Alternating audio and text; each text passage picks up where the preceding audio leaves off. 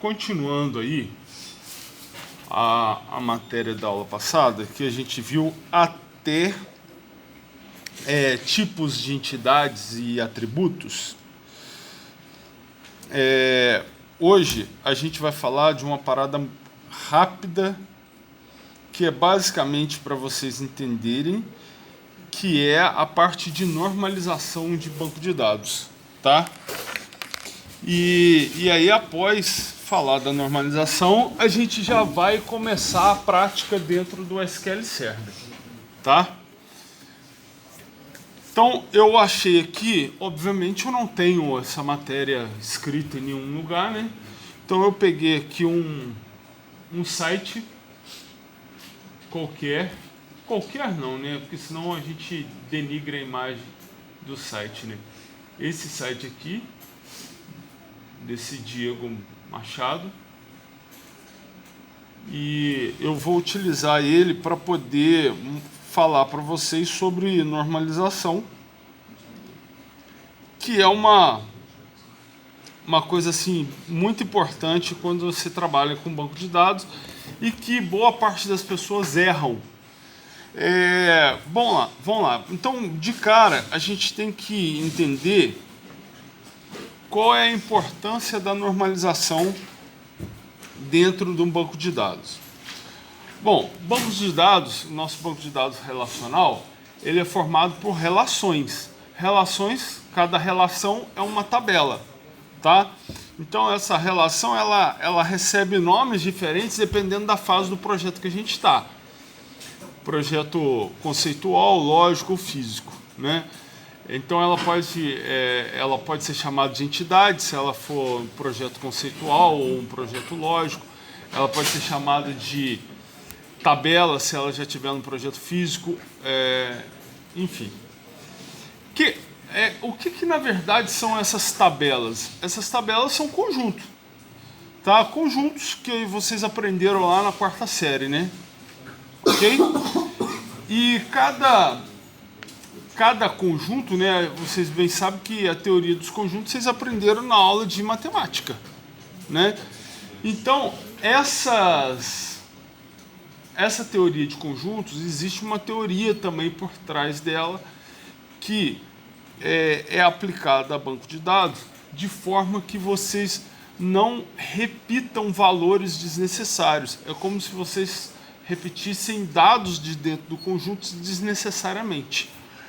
E daí surge a aplicação das formas normais, que é para que você não repita valores de forma desnecessária dentro do banco de dados. E essa repetição de valores é que vai causar a redundância desnecessária e, se a gente pensar mais em computação, vai causar problemas para a gente, porque esses valores que deveriam ser iguais, se eles estiverem em mais de um local, no momento em que eu tenha que atualizar esses valores, eu tenho que conseguir achar todos para poder atualizar, porque senão sempre vai ter uma informação divergente da outra. E o que eu falei para vocês nas aulas anteriores continua válido, né? Pior do que você não ter uma informação é você ter a informação e não confiar nela. Então, valores divergentes causam falta de confiança para o usuário. Tá joia? E aí isso é horrível para o sistema. Então, os valores, as informações que vão estar dentro dos atributos, dos campos de cada tabela, esses valores, o ideal é que eles sejam únicos, ou seja, só exista naquele local. Por quê? Porque se algum dia você precisar fazer alteração daquele local, né, você altera e essa alteração vai ser refletida para todo mundo. Obviamente que às vezes eu preciso guardar dados que são históricos. Aí dados que são históricos, o valor ele está atribuído a uma data ou a algum período. Então, quando esse valor muda, eu tenho o registro dos valores anteriores, mas eles estão sempre relacionados a uma data. Então, é um tipo de redundância, mas é uma redundância que a gente chama de controlada. É uma redundância controlada. Por quê? Porque você faz ela de forma intencional para acompanhar a mudança de valor ao longo do tempo. Tá joia? Então, essas formas normais, elas vão guiar a gente para que a gente não cometa erros na hora de criar o nosso banco de dados e que as redundâncias que a gente deixa no banco, né, que elas sejam só as redundâncias controladas e não redundâncias assim que a gente está deixando sem nem perceber que elas estão lá, tá? Então a gente diz assim, olha, quando você analisa as formas normais da primeira para a última, tá? Antigamente estudavam-se 5 formas normais, mas as 2 últimas são variações das 3 primeiras. Então, hoje em dia ninguém mais estuda as 5 formas normais, só estuda as 3 primeiras, tá? E essas formas normais a gente analisa da primeira para a segunda para a terceira, tá? Então, assim, você só pode analisar se uma tabela ou se um banco de dados está na segunda forma normal. A gente diz está na segunda forma normal, querendo dizer assim, olha, ela está de acordo com o que manda a segunda forma normal. Se ela estiver já de acordo com a primeira. Então, para eu analisar a segunda forma normal, eu já tenho que ter dado ok na primeira. Para eu analisar a terceira, eu já tenho que ter dado ok na segunda e, consequentemente, na primeira, tá certo? Então, o texto do site aqui, ó, é dito, eu já vou falar da segunda, só para vocês verem como é que é o texto. Ó. É dito que uma tabela está na segunda forma normal se ela atende todos os requisitos da primeira, tá? E aí ele começa a falar da segunda. Então, quando ele fala da terceira forma normal, você também diz que, olha, você está na terceira forma normal se ela estiver de acordo com a segunda e está na segunda se estiver de acordo com a primeira. Então é sempre assim, se eu digo que o banco está normalizado, significa que ele está de acordo com as 3 formas normais. Tá beleza? Então, vamos lá. A primeira forma normal, ela fala do seguinte. Uma relação, né, uma tabela, está na primeira forma normal quando todos os atributos contêm apenas um valor correspondente, singular. Então, ela fala do valor atômico. Lembra que eu falei na aula passada que um atributo ele tem que ser atômico? E aí eu dei o exemplo do atributo multivalorado, que na hora de eu transformar ele acaba virando um atributo monovalorado. Então, a primeira forma normal, ela diz que os atributos todos têm que ser atômicos, ou seja, indivisíveis. Eu não posso conseguir dividir o valor de um único atributo em subvalores, tá certo? Então, aqui, olha, ele está dando um exemplo, ó. Olha lá, código da tabela, nome e endereço aqui, ó, rua tal, número 321, Porto. Então, ó, ele deu o tipo do logradouro, se é rua, avenida, viela, estrada, praça, condomínio, enfim. O nome, o número e o bairro. Tá vendo? São vários tipos de valores diferentes que estão no mesmo atributo endereço. Aí ele já separou aqui, ó. Ainda não ficou totalmente separado, tá vendo? Ó, rua tal, ele ainda colocou aqui, ó, tipo de logradouro, o nome do logradouro e o número. Só deixou de fora o bairro, tá vendo? Então, a ideia é que cada informação dessa deveria estar num atributo diferente, tá? Porque aqui, ó, eu quero saber quem mora na rua tal. Beleza, como é que eu faço? Entendeu? Eu vou procurar por qualquer coisa que tenha tal no meio. Aí já começa, né? Já começa a me complicar. Por exemplo, lá em Volta Redonda existe um bairro, por acaso, né? Tem um bairro que chama Eucaliptal. É porque Volta Redonda é uma cidade que era uma enorme fazenda, que tinham várias plantações. Então a gente tem bairro que chama Laranjal, Limoeiro, Eucaliptal, e aí vai. Tem outros bairros lá com o nome de plantação. Tá certo? Então,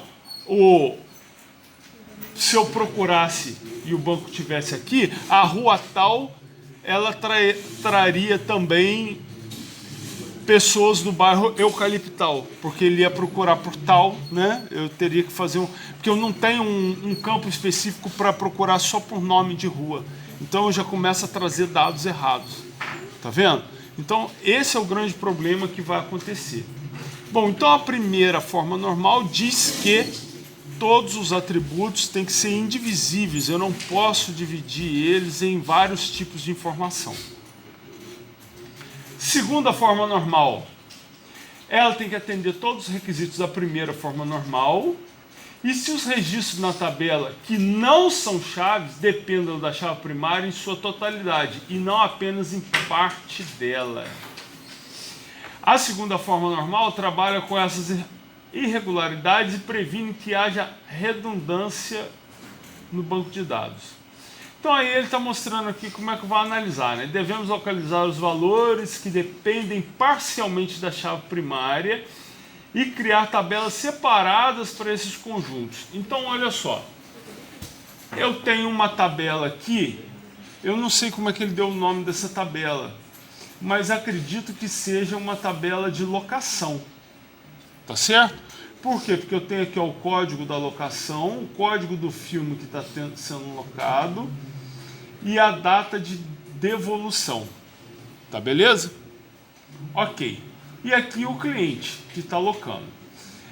Provavelmente, o que ele quis ilustrar aqui é que esses dois atributos aqui, ó, código da locação e código do filme, são chave primária. Então, isso aqui é uma chave primária concatenada.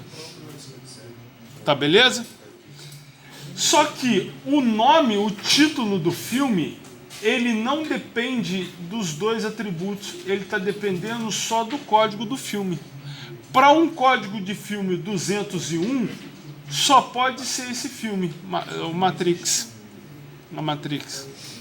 Tá certo? Então, toda vez, olha, eu tenho uma locação aqui e tenho uma outra locação aqui. Tá vendo? As chaves primárias são diferentes, porque a chave primária é composta, né? Ela não pode repetir a totalidade da chave. Então aqui é 10.10.201 e aqui é 10.12.201. Então a chave não se repetiu. Só que o filme era o mesmo, né? O código do filme é o mesmo, ó, 201 aqui, 201 aqui. Tá vendo? Então, esse campo, que é o título do filme, ele depende, para ser identificado, só do código do filme. Tá certo? Então, isso não pode acontecer. Dada uma chave primária, ou dado qualquer valor de qualquer coluna, eu tenho que precisar só da chave primária daquela coluna para identificar todos os valores daquela linha. E esse cara, né, o nome do filme, o título do filme, está dependendo só do código do filme. Então, ele não deveria existir. Então, o que deveria acontecer?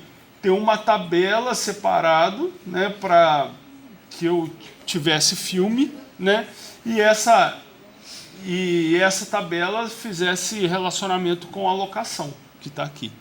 Tá certo? Outra coisa que não pode deixa eu ver, vamos para a terceira aqui, que aí eu já vejo e falo para vocês. Se analisarmos uma tupla e não encontrarmos um atributo não chave dependente de outro atributo não chave, podemos dizer que a entidade em questão está na terceira forma normal. Então, vamos voltar, porque a diferença da segunda para a terceira é sutil. A segunda forma normal, ela diz que qualquer atributo tem que depender da totalidade da chave primária. Então, esse atributo aqui só depende dessa parte da chave e não da totalidade. Isso é a segunda forma normal. Mas a terceira, ela diz que qualquer atributo não chave, que não é parte da chave primária, não pode depender de outro atributo que também não seja chave. Tá vendo? A segunda é atributo dependendo de toda a chave primária. A terceira é atributo normal, depender o valor dele de outro atributo normal. Tá? Então, a gente tem aqui, olha, o que acontece? Vamos dizer aqui que minha chave primária é a placa do veículo, né? E aí eu tenho aqui, esse campo é uma chave estrangeira, deixa eu ver se é ele mesmo que ele coloca. Esse código do fabricante aqui é uma chave estrangeira, tá vendo? Então, esse veículo aqui, que é um veículo, ele está relacionado com um fabricante. Só que, ó, esse fabricante aqui é uma chave estrangeira somente. Então, esse nome do fabricante, ele está variando em função do código do fabricante. Então, cada nome de fabricante só tem um código. Então, essa tabela não está na terceira forma normal. Por quê? Porque um atributo que é o nome do fabricante, ele está dependendo ou está variando só do código, pelo código do fabricante. E eu tenho outros exemplos aqui que a gente poderia fazer. Por exemplo, aqui, ó, se eu tivesse aqui, ó, uma tabela de produto, código do produto, nome, aí eu tenho aqui caixa, caramba, caixas, unidades por caixa, unidades. Ó, o produto 1 se chama A, eu tenho 10 caixas, cada caixa tem 10 unidades e eu tenho 97 itens. Tá vendo que a quantidade de unidades desse produto varia em função da quantidade de caixas e quantidade de unidades por caixa. Isso significa que uma dessas minhas 10 caixas está aberta e eu já vendi 3 unidades do produto. Beleza? Quando você vê lá numa tela de algum PDV, né, algum programa de venda, algum ponto de venda, você vê lá na sua venda item, descrição, preço unitário, quantidade e caramba.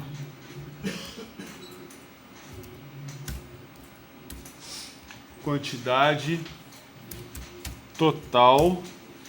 E aí lá no final você vê o total da venda. Aí você vê assim, ó. Por exemplo, item 1, descrição A, preço unitário 10, quantidade 2, preço total 20. E aí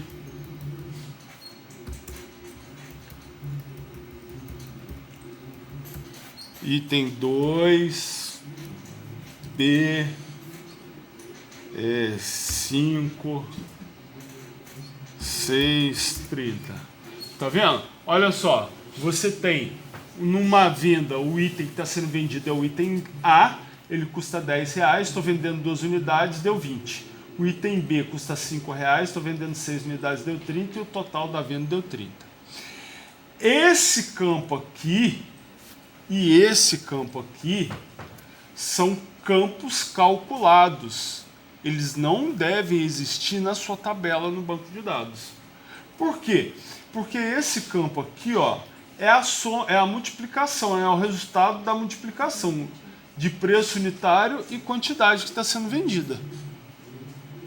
vai dar esse cara. Então, o valor dele varia em função desses dois atributos, tá?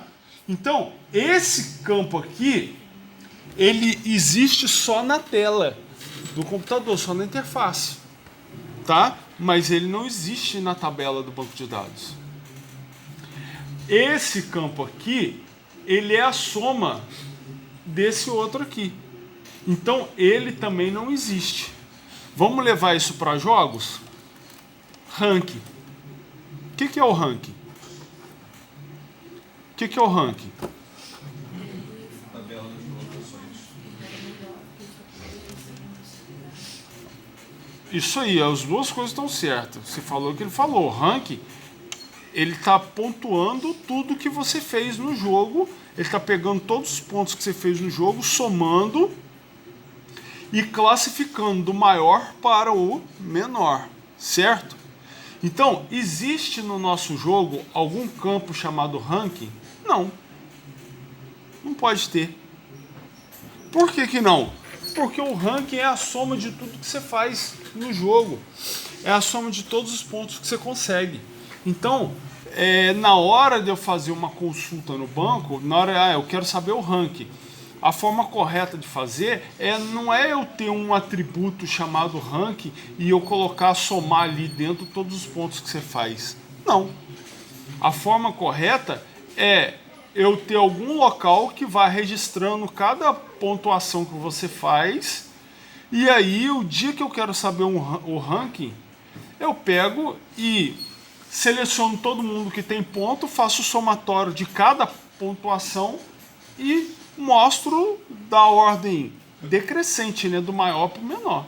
E aí eu vou ter o ranking, tá? Então, vocês podem ficar tranquilos que o banco de dados ele consegue fazer essas operações muito rápido e ele consegue te dar a informação do ranking muito rápido, tá? Não vai ser nada assim que o teu jogo vai ficar esperando até que a pontuação seja somada, concluída de todo mundo, tá?